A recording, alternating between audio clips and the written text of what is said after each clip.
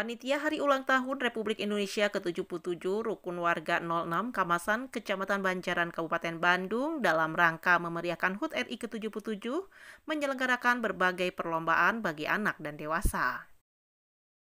Selaku Ketua Panitia HUT RI ke-77 RW 06 Kamasan, Hana dan Nur, terkait dengan pelaksanaan kegiatan perlombaan yang dilaksanakan, menuturkan. Kita mengadakan perlombaan dan ada beberapa perlombaan juga yang tadi telah dilaksanakan seperti balap kelereng, terupuk, kemudian balap karung menggunakan helm. Lalu sedang dilakukan juga panjat pinang dewasa. Lomba joget ibu-ibu dan anak-anak Karang Taruna bola pakai corong maju, tetap semangat menjaga kekompakan. Mudah-mudahan ke depannya lebih maju dan sukses lagi bagi warga RW 06 Kamasan. Amin.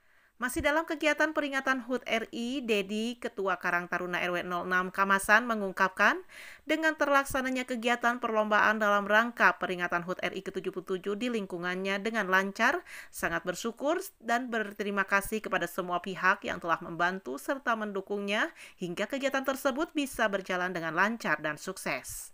Pemuda-pemudi RW 06 kreatif, semangat dalam berkarya untuk memperingati yang ke-77. Ya, mudah-mudahan acaranya lancar. Terus ya terima kasih kepada semua pihak yang sudah mendukung atas lancarnya acara ini.